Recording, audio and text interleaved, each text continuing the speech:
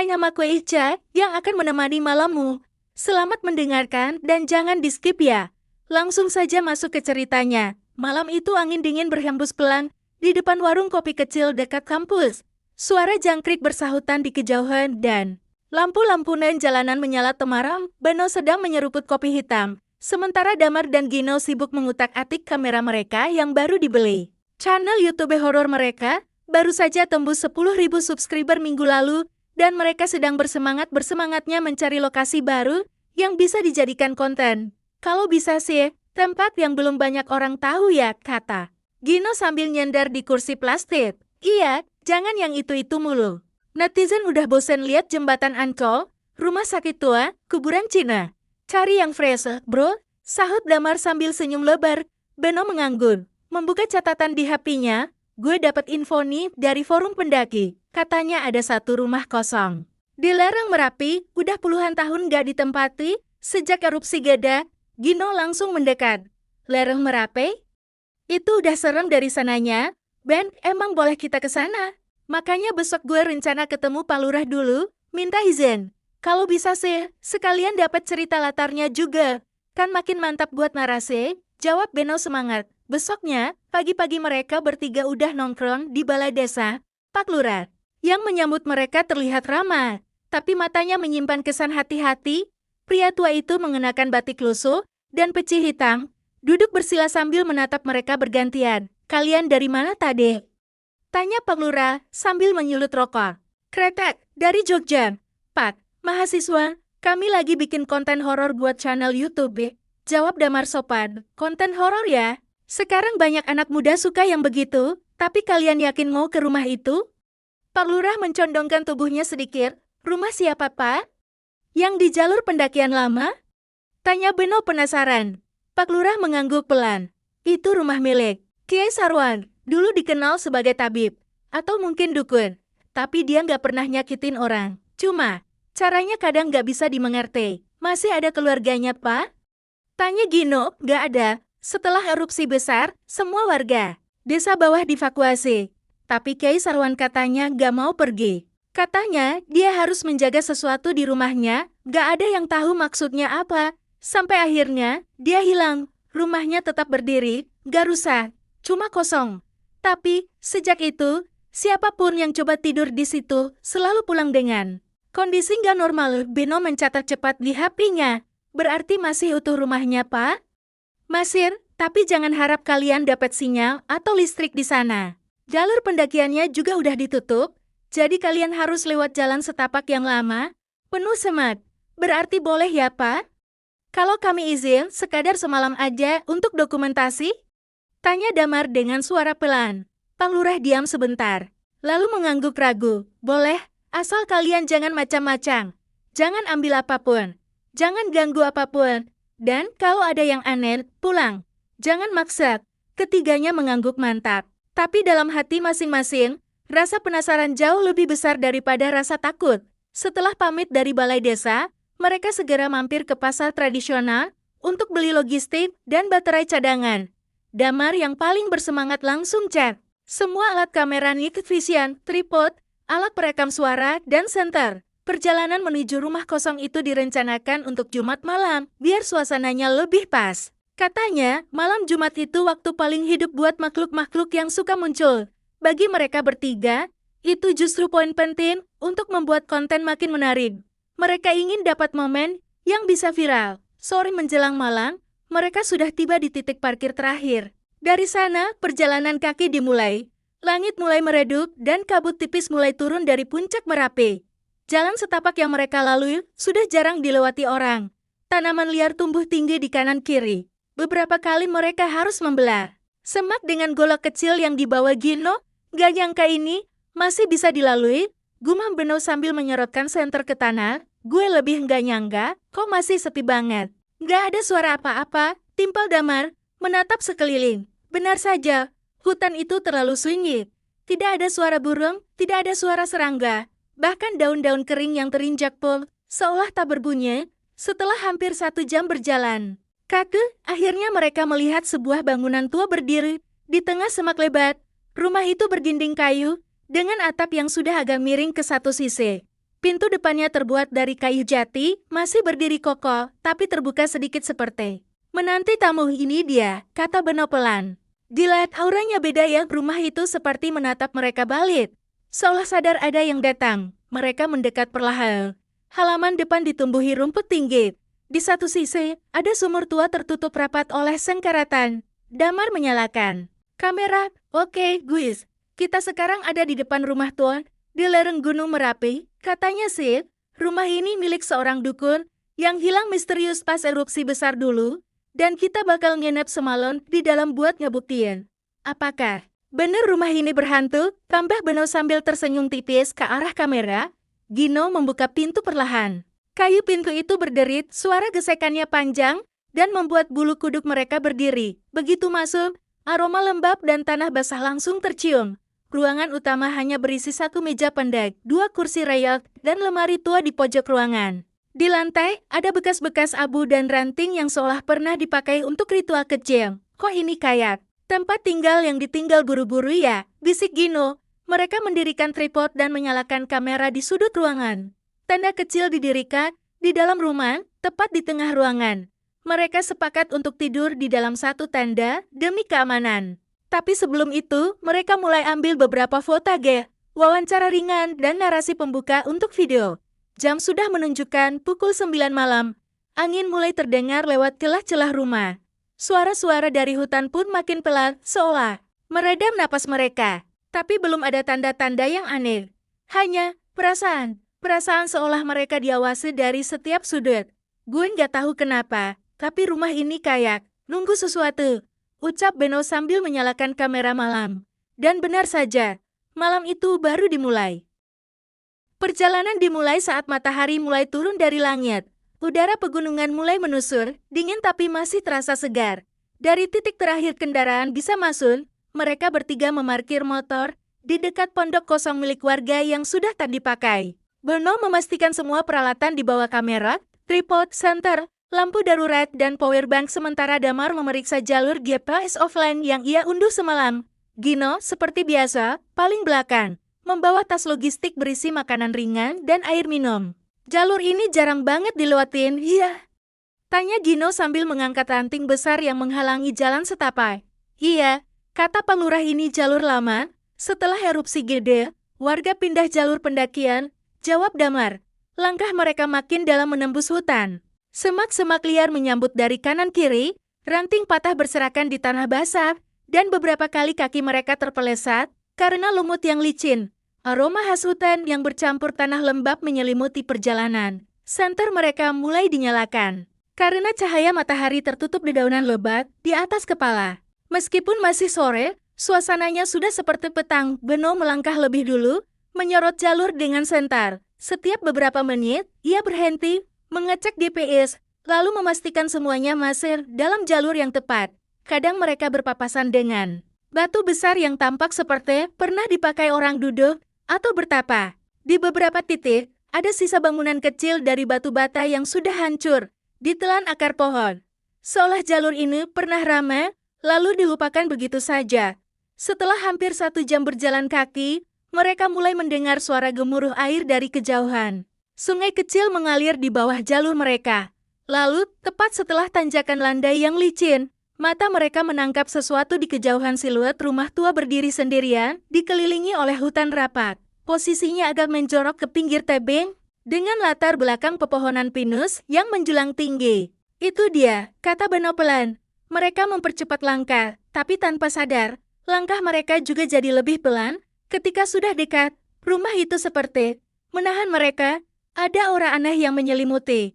Bangunannya dari kayu jati tua, sebagian atapnya sudah miring, dan gentengnya berlumut. Tapi anehnya, dinding rumah tetap kokoh.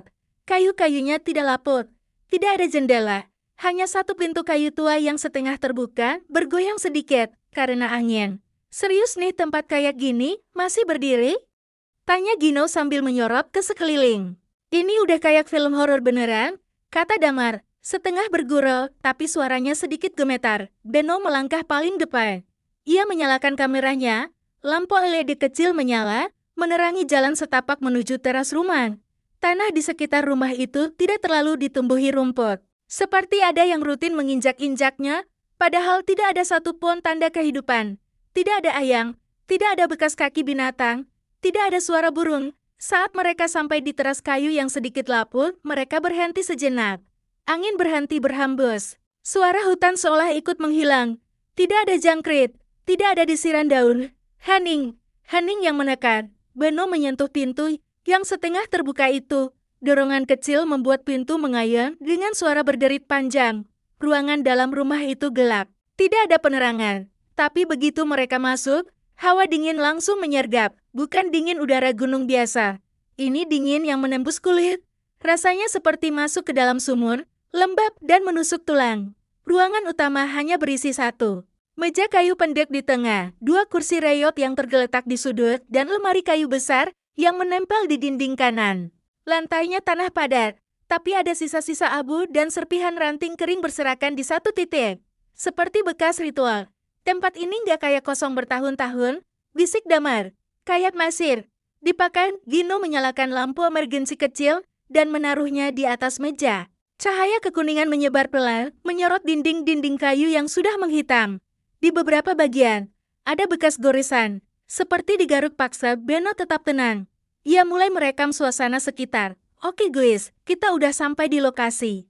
Rumah ini ada di lereng Merapi, dan menurut warga, rumah ini dulunya milik seorang dukun yang menghilang pas erupsi besar. Gino mulai membuka tas logistik, menyiapkan makanan ringan, dan air.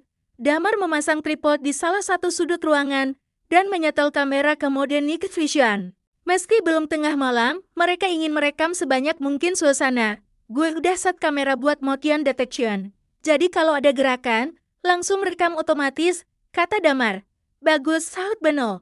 Kita setting begini dulu, nanti jam 11 kita mulai eksplorasi dalam lebih detail. Mereka juga mendirikan tenda kecil tepat di tengah ruangan, biar bisa tidur lebih aman. Meskipun lucu, tidur di dalam tenda tapi di dalam rumah, tapi itu membuat mereka sedikit lebih tenang. Minimal, kalau ada suara aneh, mereka bisa bareng-bareng dan lebih cepat siaga. Setelah semuanya siap, mereka makan malam seadanya. Roti, kopi saset, dan biskuit. Tapi makan malam itu tidak terasa seperti biasanya. Nafsu makan mereka tidak sebanyak saat di warung kopi kampus. Suasananya terlalu aneh. Tidak ada suara dari luar rumah. Tidak ada serangga, yang biasanya selalu ada di tempat begini. Jam sudah menunjukkan pukul 9 malam. Angin mulai terasa lagi, kali ini bertiup dari dalam rumah. Seperti ada celah tak terlihat yang menghembuskan udara dingin dari balik dinding. Beno mematikan kameranya sejenak, gua mau keliling rumah bentar. Siapa ikut? Tanya Beno. Damar mengangguk. Gino menolak, memilih tetap di tenda sambil merapikan barang. Beno dan Damar menyusuri bagian belakang rumah. Ada satu pintu kayu kecil yang mengarah ke dapur. Dapurnya kosong, cuma ada tungku bata lama dan panci karatan. Tapi yang aneh, di sudut ruangan, ada tumpukan kain putih yang ditaruh rapi, tidak berdebu, seolah baru ditaruh. Lu lihat itu? Tanya Damar. Iya, tapi jangan dipegang, jawab Beno cepat. Ingat kata Pak Lurah, jangan ambil apa-apa, mereka segera kembali ke ruangan utama. Saat mereka masuk, Gino duduk dengan wajah pucat. Gue dengar suara, bel. Suara apa? Kayak, bisikan. Dari lemari itu, Gino menunjuk ke lemari tua di sudut ruangan. Beno menyorot lemari itu, pintu lemari sedikit terbuka dan di bagian dalamnya gelap total. Ia melangkah mendekat, perlahan. Jantungnya berdegup lebih cepat. Ia ulurkan tangan dan mendorong pintu lemari itu pelan dan kosong di UT, tapi di dinding belakang lemari terlihat sebuah simbol aneh. Lingkaran dengan garis silang di tengah, bekas goresan paku. Seperti segal, seperti peringatan. Damar menatap simbol itu, lalu berbisik, simbol ini kayaknya ada maksudnya. Mereka bertiga saling pandang. Lalu Beno berkata pelan, Bismillah, kita lanjut. Tapi ingat, jangan sembarangan. Rumah ini bukan rumah biasa. Dan malam pun terus berjalan. Tanpa mereka sadari, rumah itu mulai hidup. Jam di kamera menunjukkan pukul 9 malam ketika Beno menyalakan lampu sorot kecil dan memulai sesi perekaman pertama mereka. Lampu emergensi yang dipasang di atas meja menyinari sebagian besar ruangan utama rumah tua itu, menciptakan bayangan panjang di dinding yang bergerak pelan setiap kali angin berhembus melalui celah kayu. Damar mengatur posisi kamera ke arah pintu depan Sementara Gino duduk bersila di dalam tenda kecil yang mereka dirikan di tengah ruangan. Tes.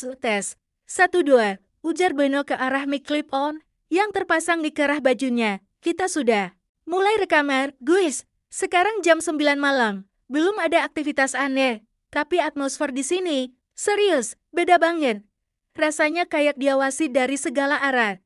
Damar menyambung, dan kalau kalian lihat sekeliling, suasananya benar-benar sunyi. Bahkan suara jangkrik pun gak kedengaran. Kamera tetap merekam. Mereka melakukan pengambilan beberapa footage pembuka untuk konten YouTube mereka. Beno menjelaskan asal-usul rumah. Damar menambahkan informasi dari Pak Lurah dan Gino sesekali. Menyisipkan candaan agar suasana tidak terlalu tegang. Semua tampak biasa saja, tak ada gangguan. Tapi meski terlihat tenang, ada hawa tak nyaman yang makin terasa seiring waktu berjalan. Beno merasa udara di dalam rumah makin dingin, bukan dingin gunung biasa, tapi lebih seperti hawa lembab dari dalam sumur tua. Damar bahkan sempat merapatkan jaketnya, padahal biasanya dia paling tahan dingin. Menjelang jam 11 malam, suasana mulai berubah. Awalnya hanya perasaan, Beno merasa lampu emergensi tidak seterang tadi. Ia mendekat, mencoba memeriksa baterainya. Padahal siang tadi semua alat mereka sudah diisi penuh. Tapi cahaya lampu itu benar-benar meredup, seolah ada yang menyerap cahayanya. Bersamaan dengan itu, suara dari mic mulai terdengar aneh.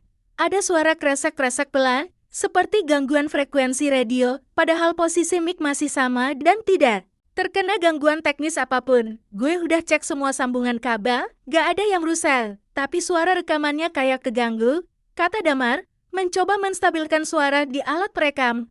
Gino yang dari tadi duduk gelisah di dalam tenda, mulai melirik ke sekeliling. Serius Dev, gue ngerasa kayak ada yang mondar-mandir di luar. Tapi pas gue intip, kosong. Beno menoleh ke arah lemari kayu tua yang sejak tadi terasa paling mencolok. Letaknya di pojok ruangan. Berdiri diam, tapi seolah menarik perhatian. Terus-menerus, dan kemudian, dari arah lemari itu, terdengar suara ketukan. 3 kali. Pelan, tapi jelas. Suaranya teratur, seperti ada yang sengaja mengetuk dari dalam. Tok, tok, tok. 3 pasang mata langsung menatap ke arah yang sama. Jantung mereka berdebar keras, tapi tidak ada yang berani bergerak selama beberapa detik. Ketukan itu tidak berulang. Hanya 3 kali. Hening kembali menyelimuti ruangan. Mungkin tikus, kata Gino pelan, meskipun wajahnya sudah pucat dan matanya tidak lepas dari lemari itu. Beno menelan ludah, lalu mendekat perlahan sambil membawa senter. Ia menyorot lemari itu dari atas ke bawah, mencoba memastikan tidak ada hewan liar atau semacamnya. Damar mengikutinya dari belakang, sedangkan Gino tetap duduk di tempat, tampak ragu untuk ikut mendekat. Dengan perlahan, Beno membuka pintu lemari. Kayunya berderit, seperti berat sekali dibuka. Saat terbuka penuh, ternyata kosong, tidak ada apa-apa di dalam. Tidak ada tikus, tidak ada benda. Hanya ruang hampa yang gelap dan berdebu. Namun ada satu hal yang membuat mereka bertiga diam membeku. Di dinding belakang lemari, terlihat sebuah simbol yang sepertinya dipahat pakai paku atau besi tajam. Sebuah lingkaran besar dan di dalamnya ada tanda silang. Goresannya dalam, seperti dibuat dengan sengaja dan bukan coretan iseng. Tidak ada tulisan lain, hanya simbol itu. Tapi entah kenapa, simbol itu membuat bulu kuduk berdiri. Ini apaan ya? Bisik Damar, hampir tak terdengar. Kayak, segel gitu nggak sih? Jawab Beno liria. Atau simbol buat pengikat sesuatu? Gino akhirnya berdiri dan mendekat, meskipun langkahnya pelan dan terlihat ragu. Ia berdiri di belakang Beno, menatap simbol itu dalam-dalam. Gue pernah lihat simbol kayak gini di cerita forum horor Reddit. Tapi versi sana sih biasanya itu tanda batas, tempat di mana sesuatu dikurung atau dijaga supaya nggak keluar. Beno menutup pintu lemari perlahan. Tidak ada yang bicara selama beberapa detik. Mereka kembali ke tenda, duduk berjejer dan mulai mengecek hasil rekaman kamera dari awang. Saat mereka memutar ulang bagian, sebelum ketukan, tidak ada yang aneh. Tapi setelahnya, suara dari mic mulai terganggu. Di bagian, setelah pukul 22.57 menit, terdengar desisan samar, bukan suara angin, bukan pula suara gesekan, tapi lebih seperti bisikan. Dengar nggak?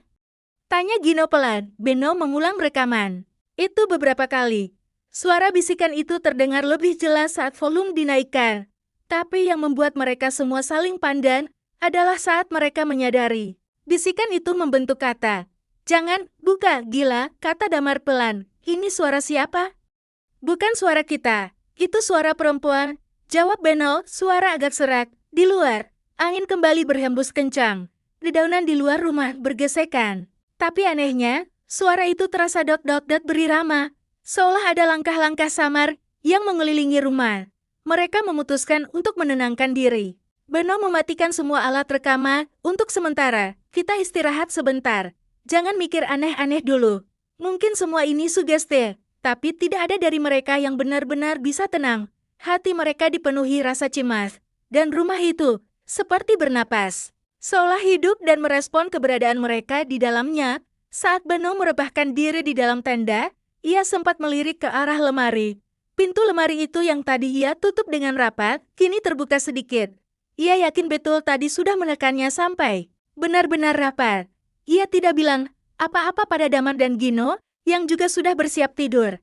Mungkin, pikirnya, itu hanya hembusan angin. Tapi dalam hatinya, ia tahu, malam ini tidak akan berjalan biasa saja, dan ternyata benar. Ketukan yang mereka dengar, barulah permulaan. Pukul 12 malam, lewat 2 menit, udara, yang tadinya hanya dingin biasa kini berubah menusuk. Seperti masuk ke ruangan lemari es yang tidak ada jalan keluarnya. Angin mendesir lewat celah-celah atap rumah dan lampu emergensi yang masih menyala. Mulai bergetar pelan, seolah cahaya itu juga ikut ketakutan. Di dalam tenda kecil, Beno masih terjaga, matanya sesekali melirik ke arah jam di HP-nya yang kini hanya menyisakan 5% baterai, meski sebelumnya sudah diisi penuh. Di sebelahnya, Gino tampak mulai gelisah, sedangkan Damar duduk bersandar di dinding rumah sambil menatap pintu belakang yang terkunci rapat sejak tadi sore. Lalu, tiba-tiba, tanpa suara, pintu itu terbuka perlahan. Angsalnya tidak berbunyi, tidak ada deret atau gesekan. Hanya hembusan angin yang terasa aneh, karena tidak membawa suara alam seperti biasanya. Hening, sangat hening, daun-daun tidak bergemerisir. Tak ada suara burung malang. Jangkrik pun seakan lenyap. Pintu itu terbuka hanya sedikit, cukup untuk memperlihatkan kegelapan di luar yang pekat seperti sumur tanpa dasar. Dan di celah pintu itu terlihat bayangan, gelap, seperti sosok yang sedang mengintip. Hanya sebentar. Lalu bayangan itu menghilang begitu saja, seperti tidak pernah ada di sana. Damar langsung berdiri. Wajahnya kaku, matanya menatap tajam ke arah pintu. Gue rasa ada yang masuk, katanya pelan, suaranya bergetar.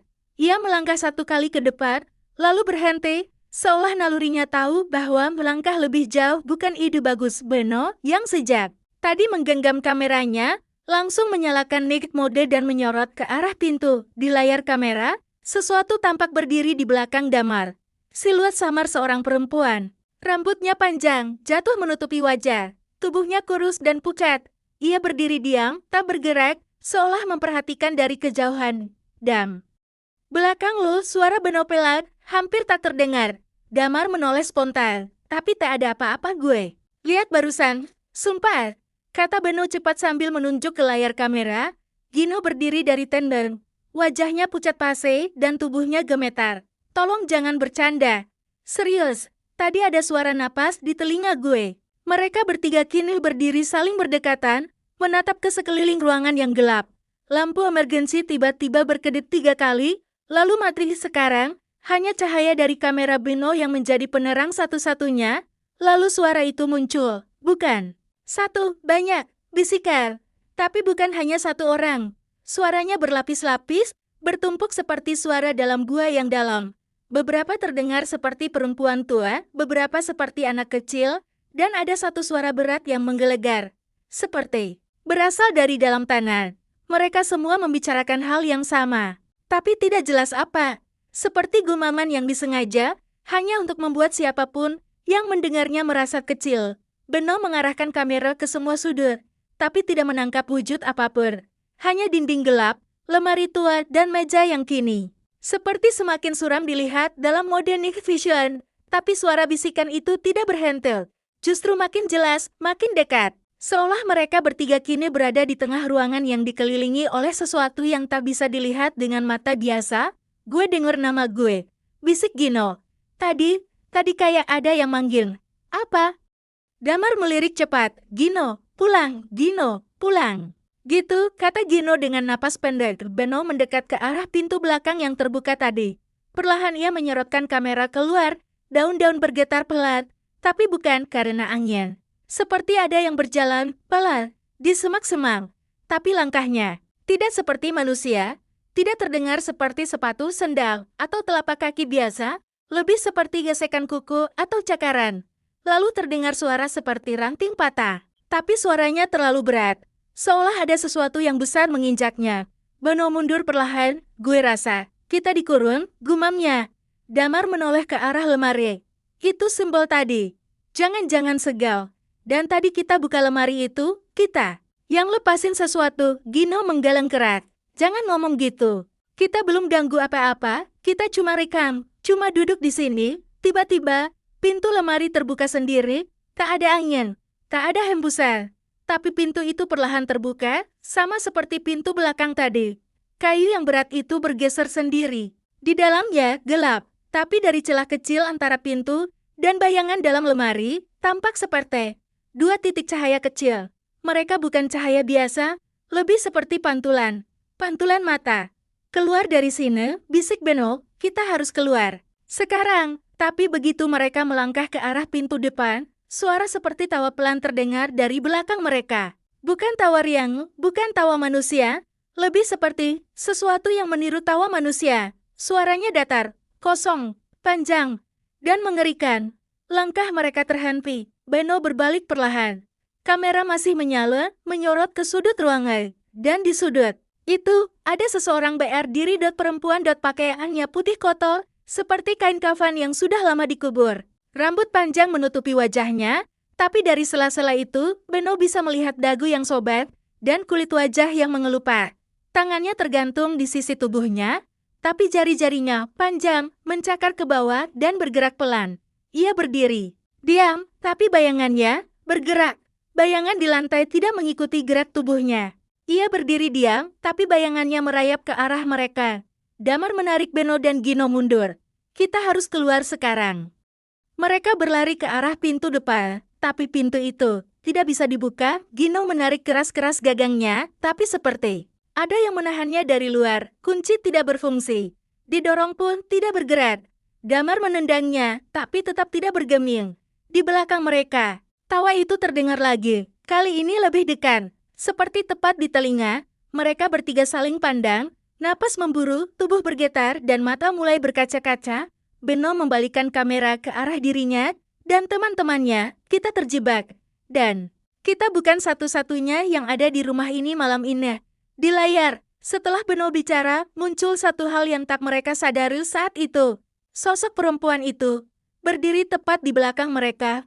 Wajahnya menghadap kamera, dan ia tersenyum. Tepat setelah tawa itu lenyap seperti ditiup angin, suasana rumah kembali hening. Tapi heningnya bukan hening yang melegakan. Hening itu seperti ruang kosong yang menunggu sesuatu meledak. Gino berdiri di depan pintu, keringat dingin membasahi. Pelipisnya, matanya bergerak tak tentu arah, seperti sedang melihat sesuatu yang tidak terlihat oleh Beno dan Damar. Langkahnya goyah, tubuhnya tampak lebih berat dari biasanya. Lalu tiba-tiba, tanpa suara atau aba-aba, tubuh Gino jatuh ke lantai.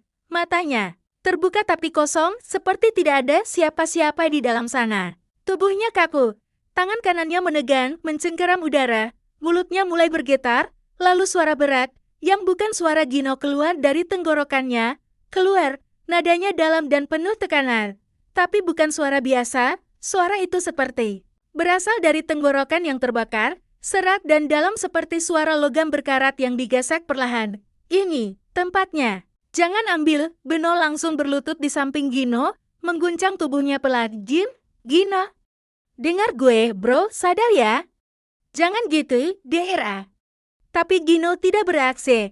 Matanya tetap kosong. Wajahnya menegang, nafasnya berat. Suara dari mulutnya terus mengucapkan kata-kata yang tidak bisa dimengerti. Kadang hanya seperti gumaman, kadang seperti teriakan yang ditahan. Damar ikut berjongkol. Ia menempelkan tangannya ke dada Gino dan mulai membacakan doa. Bacaan pelan itu bergetar, bukan karena takut, tapi karena suara dari luar rumah mulai muncul lagi. Kali ini bukan hanya bisikan, Tapi langkang, seperti ada sesuatu berjalan di atas atap. Langkah-langkah itu berat, teratur, namun kadang terdengar seperti merayap. Suara itu tidak konsisten, kadang pelan, kadang cepat, kadang seperti melompat. Dan yang membuat jantung mereka seperti berhenti adalah ketika suara itu berhenti tepat di atas mereka, di tengah ruang utama rumah kayu tua itu, langit-langit rumah diam. Tapi dari sana terdengar sesuatu, mengelus, seperti kuku panjang, yang menyisir papan kayu perlahan. Kakak. Damar menghentikan bacaannya sejenak. Ia menatap Beno dengan mata melebar. Beno menatap balik dan di antara mereka, Gino masih terbaring kaku. Sesekali tubuhnya kejang dan dari mulutnya kini keluar desisan panjang yang tak seperti suara manusia. Kamera yang sempat diletakkan di meja jatuh saat Gino tersungkur tadi. Layarnya mati. Beno meraih baterai cadangan. Tapi saat ia pasangkan, kamera tidak mau menyala. Damar memeriksa powerbank mereka semuanya kosong. Padahal sebelum gelap tadi, mereka memastikan semuanya sudah penuh. Ini nggak masuk akal, gumam Damar gue. Tadi malam ngecharge semuanya. Ini bukan lobat biasa. Ini kayak disedot semua sekaligus. Beno mencoba tetap tenang. Ia mengalihkan pandangannya ke arah lemari yang pintunya kini kembali tertutup. Tapi sesuatu terasa berbeda. Udara di ruangan itu berubah lebih tebal. Seperti tidak hanya udara dingin biasa, tapi hawa yang membawa rasa takut. Dari arah jendela, terdengar suara ketukan pelan. Tok, tok, pelan tapi jelas. Seperti tangan mungil yang mengetuk pelan dengan irama lambat. Tok, tok, tok. Mereka bertiga saling pandang. Bahkan Gino yang tadi tak sadarkan diri, kini mulai mengerang. Matanya masih putih, tapi bibirnya bergerak seperti menirukan ketukan itu. Beno menggenggam tangan Gino erat. Gin, kalau lo denger, lawan. Jangan biarin mereka masuk. Kita di sini gua, lo sama Damar, kita bareng. Tiba-tiba ketukan berhenti. Namun gantinya, suara perempuan terdengar dari balik jendela. Pelan, nyaris seperti nyanyian, tapi nadanya sumbang dan liriknya tidak dimengerti. Seperti bahasa lama, bahasa yang bukan manusia biasa. Tapi suaranya jelas perempuan dan terdengar sangat dekat. Damar melirik ke arah jendela yang berembun. Bayangan samar terlihat di balik kaca, seperti tangan kurus yang menyapu perlahan kaca jendela dari luar. Jari-jari panjangnya menggurat garis-garis seperti menulis sesuatu di kaca yang berkabut. Dia nulis sesuatu, bisik Damar. Beno mendekatkan senter ke jendela, tapi begitu cahaya mengenai kata, bayangan tangan itu menghilang. Tiba-tiba dari belakang, terdengar suara kayu retam. Mereka berbalik. Lemari tua itu kini terbuka sedikit, sangat sedikit. Tapi dari celah sempit itu, angin dingin mengalir seperti napas. Gino mengerang keras, tubuhnya menggeliat. Mulutnya membuka lebar. Lalu, suara dari dalam tubuhnya meraung. Tidak boleh dibuka. Seketika itu juga, jendela bergemuruh. Pintu depan yang sebelumnya terkunci, kini bergoyang kencang seperti ada yang mencoba masuk. Dinding rumah bergetar. Debu dari langit-langit beterbangan. Dan langkah di atap kini bergerak cepat lari. Memutari seluruh atap, seperti sesuatu sedang berburu. Beno memeluk tubuh Gino erat. Tolong. Hentikan ini, kami nggak ganggu, kami cuma pengen pulang. Damar kembali membacakan doa dengan suara lebih keras, nafasnya berat, suaranya nyaris bergetar. Tapi ia paksakan terus, karena Gino makin keras meracau. Jangan ambil, jangan bawa, dia di situ, dia masih di sini. Sesuatu terdengar pecah di sudut ruangan. Kayu kursi reyok yang sejak tadi diam di pojok kini roboh sendiri, seolah ada yang menendangnya keras dari dalam kegelapan. Beno menoleh ke arah kamera yang masih mati. Lalu ia menyadari satu hal di layar kecil yang sudah gelap itu. Bayangannya terlihat, tapi di belakangnya ada satu bayangan lain, berdiri diam, lebih tinggi dari mereka semua, lebih gelap dari sekitarnya. Ia tidak berani menoleh. Gino tiba-tiba terdiam, tubuhnya tenang, matanya menutup. Hanya dari sudut matanya mengalir sedikit darah. Beno dan Damar menatap Gino dengan panik. Beno segera menyeka darah itu dengan jaketnya. Lalu, seperti baru keluar dari mimpi buruk, Gino menarik napas panjang, dan tubuhnya merosot lemas. Dia marah. Bisik Gino, suaranya kembali seperti biasa, tapi pelan dan serak. Apa maksudnya? Tanya Beno cepat. Gino membuka matanya. Perlahan, dia yang disegam. Di lemari, kita nggak sengaja. Ngebuka sesuatu yang bukan buat kita buka. Damar menatap lemari itu, pintu kayunya sudah menutup kembali. Tapi rasa yang ditinggalkan belum pergi. Suara langkah di atap berhenti. Jendela tidak lagi diketuk. Rumah itu, Henning Lager.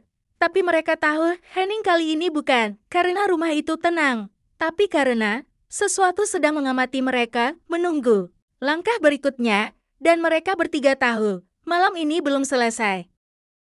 Sekitar jam 2 pagi, Gino perlahan membuka matanya. Tapi ada yang berbeda. Tatapannya kosong, tak fokus, seperti menembus dinding rumah yang gelap.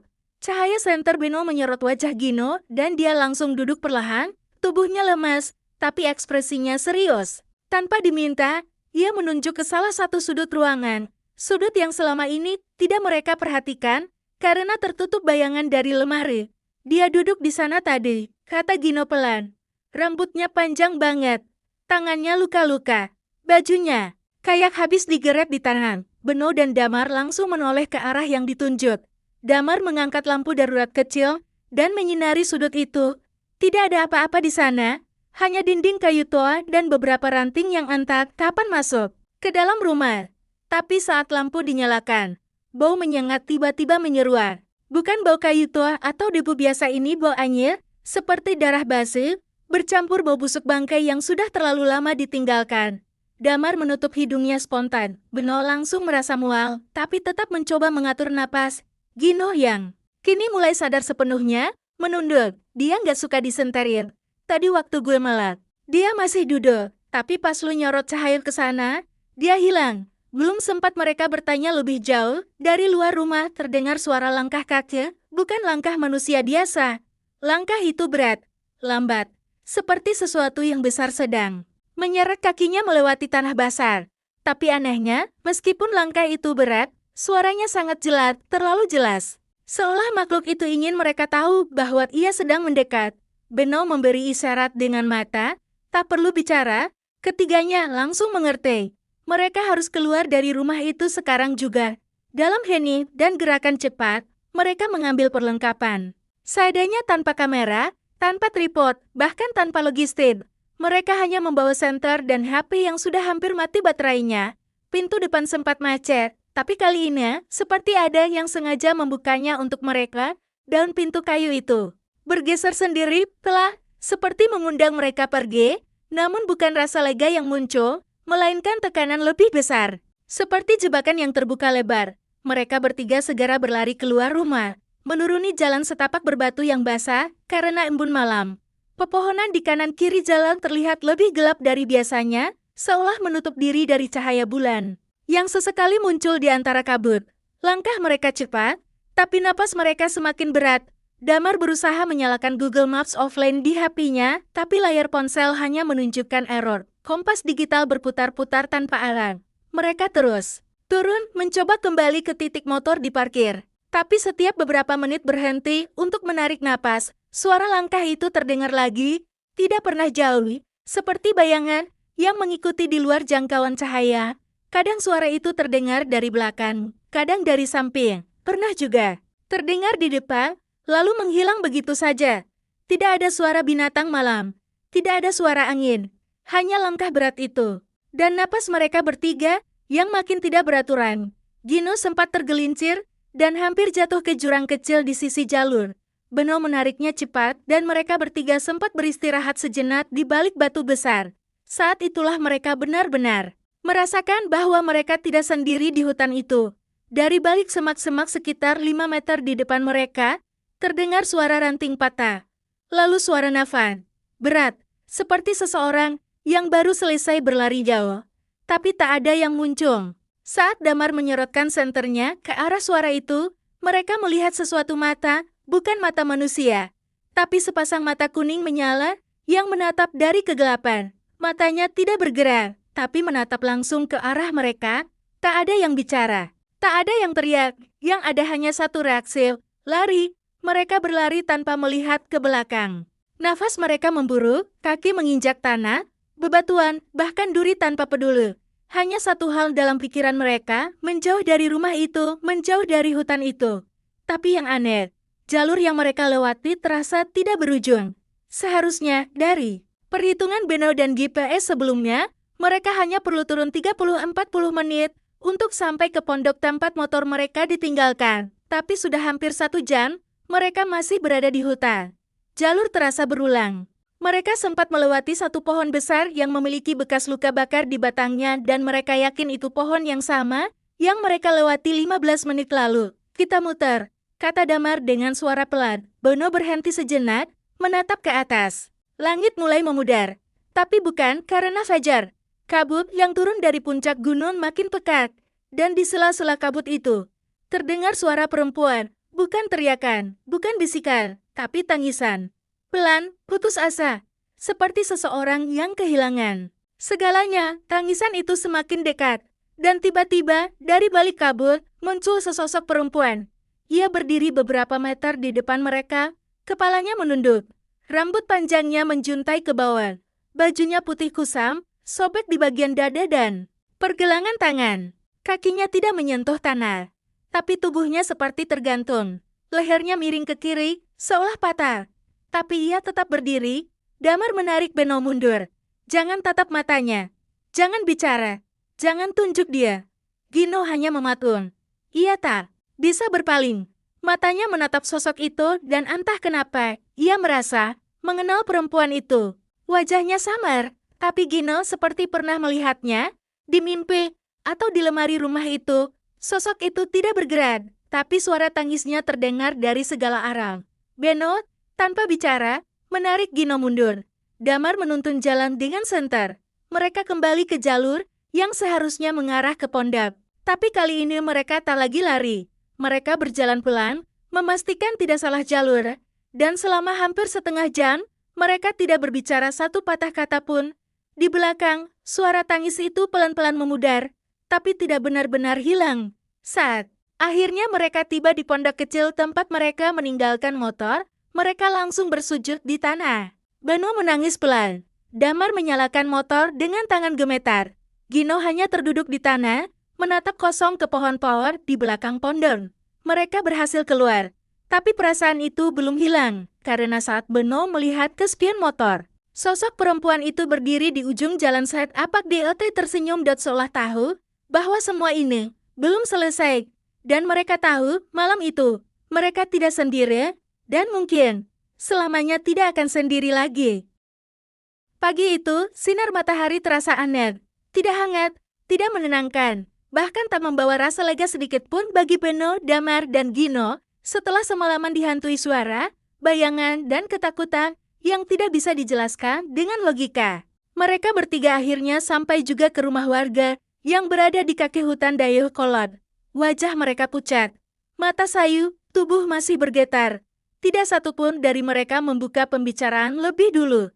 Hanya saling pandang dalam diam, saling menguatkan sambil mencoba menerima kenyataan bahwa apa yang mereka alami semalam bukan mimpi buruk. Pak Lurah menyambut mereka dengan pandangan heran. Loh, kalian udah balik? Gimana semalam di atas? Tanyanya sambil tersenyum kaku, mungkin setengah bercanda. Tapi saat melihat wajah Gino yang tampak seperti habis kerasukan, senyum itu langsung menghilang. Tanpa banyak bicara, mereka duduk di bal bambu depan rumah Pak Lurah. Beno mengambil napas panjang, lalu mulai menceritakan semuanya. Dari awal mereka masuk ke rumah tua itu, ketukan aneh, suara-suara yang tak bisa dijelaskan, simbol paku di lemari, sampai kejadian paling mengerikan saat sosok perempuan itu muncul dan suara-suara yang entah dari mana datangnya mulai memenuhi rumah. Gino yang biasanya cerewet hanya menunduk. Tangan kirinya menggenggam gelang kayu yang sebelumnya dia pakai sebagai aksesoris. Sekarang ia genggam erat, seolah jadi pegangan terakhir, agar pikirannya tidak jatuh. Damar hanya diam sambil sesekali menatap sawah di kejauhan. Tapi mata itu tidak sedang menikmati pemandangan. Ia hanya kosong, seperti masih tersisa bagian dari dirinya yang tertinggal di rumah tua itu. Pak Lurah terdiam lama. Ia tidak menyela, tidak memberi reaksi berlebihan. Ia hanya mendengarkan hingga Beno selesai bicara, lalu mengangguk perlahan. Kalian harus cerita ke Mbah Surya, katanya. Beliau sesepuh di sini, yang paling ngerti soal sejarah rumah itu. Tak lama kemudian, mereka dibawa menemui seorang pria tua yang duduk di bawah pohon jambu air. tubuhnya kurus, matanya sayu, tapi sorotnya tajam. Seolah bisa menembus semua. Kebohongan, Beno menceritakan ulang semuanya. Kali ini dengan sedikit lebih pelan. Entah kenapa, di hadapan lelaki tua ini, suasana mendadak lebih sunyi. Bahkan suara ayam pun terasa jauh. Bah Surya menatap Beno lama, lalu menatap Damar, terakhir. Gino, ia lalu menghela napas panjang dan berkata, itu rumah Kiai Sarwan. Dulu, dia bukan sekadar Kiai, tapi penjaga-penjaga? Tanya Damar, akhirnya bersuara. Iya, jawab Bah Surya. Penjaga batas dunia. Tempat itu bukan cuma rumah.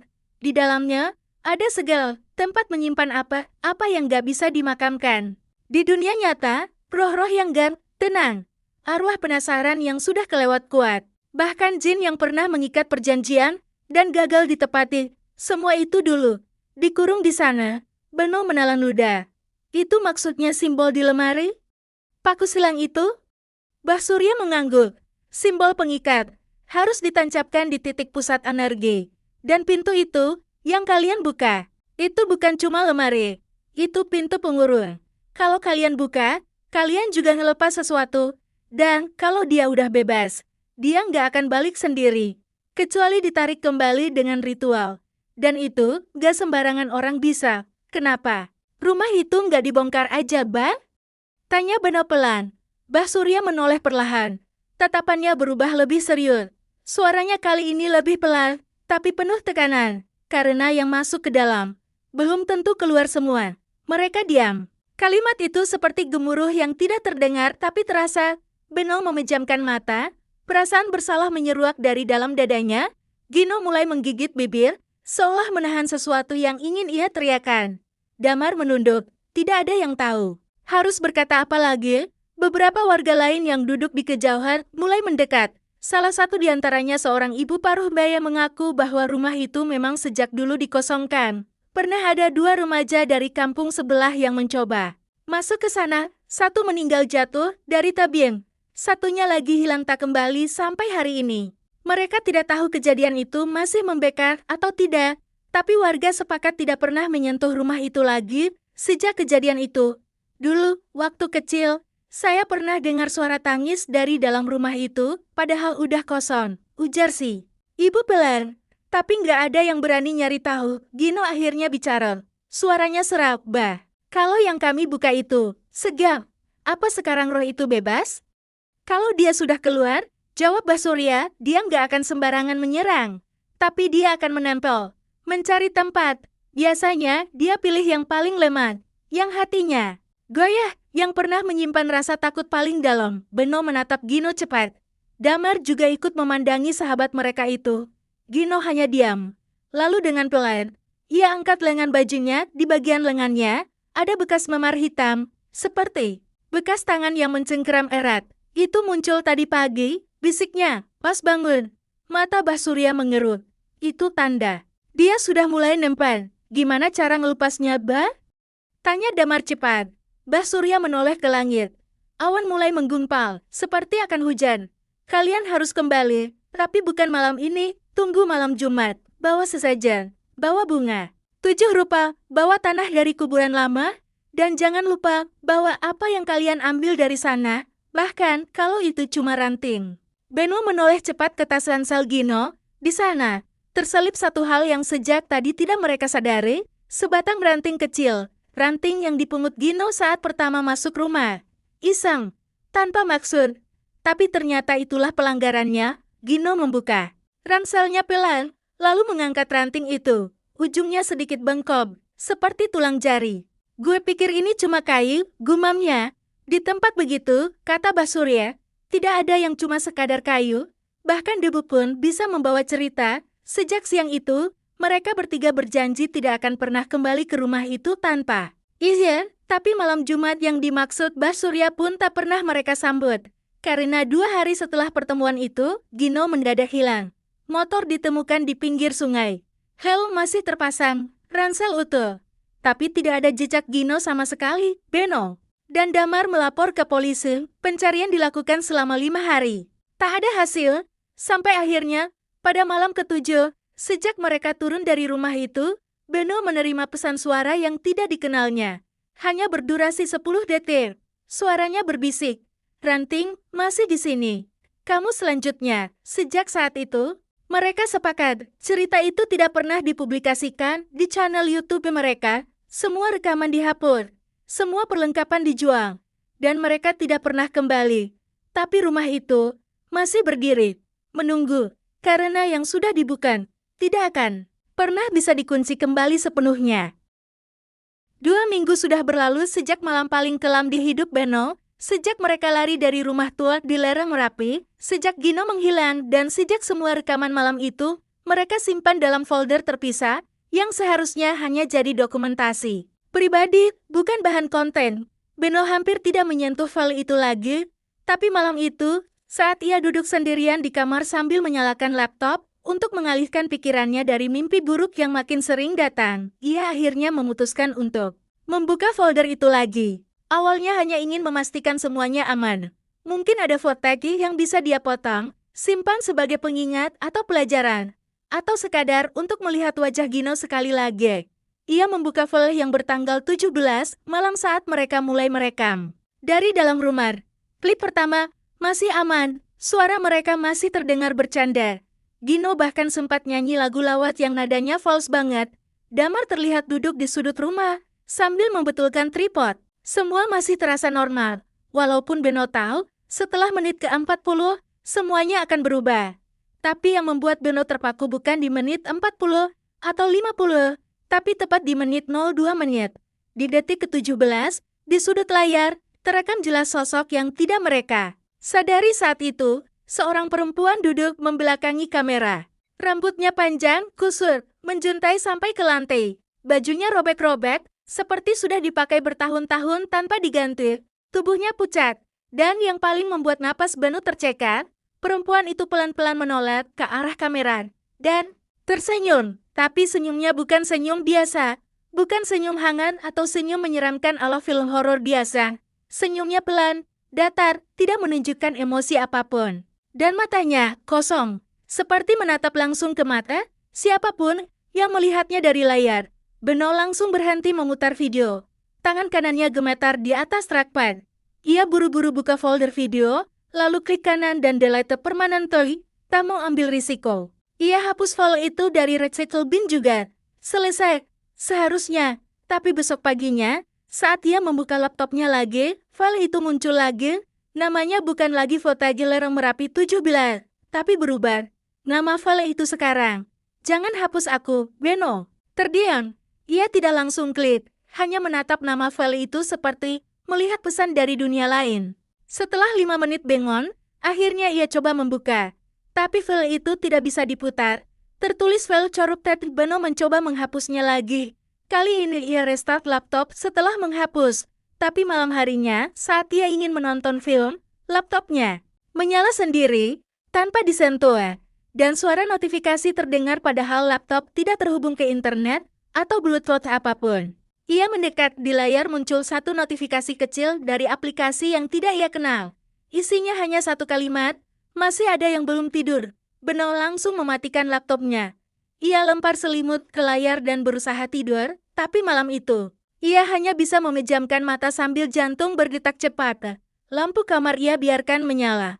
Pintu dikunci rapat, bahkan korden ia tutup 2 lapis. Tapi suara dari luar jendela tetap terdengar, suara ranting yang seperti diketuk-ketukkan ke dinding.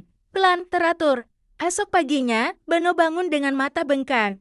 Ia bermimpi sesuatu yang tidak bisa ia jelaskan. Dalam mimpi itu, ia berada di dalam rumah tua itu lagi, tapi kali ini sendiri. Tidak ada Gino, tidak ada Damar. Hanya suara langkah yang mengelilingi rumah dan suara napas di dekat telinganya. Saat ia berbalik dalam mimpi, wajah perempuan itu menempel hanya beberapa senti dari wajahnya. Matanya kosong, mulutnya bergetar. Dan ia berkata dengan suara pelan, "Kamu masih megang sesuatu yang bukan milikmu." Beno langsung terbangun dengan napas terengah. Keringat membasahi bantal.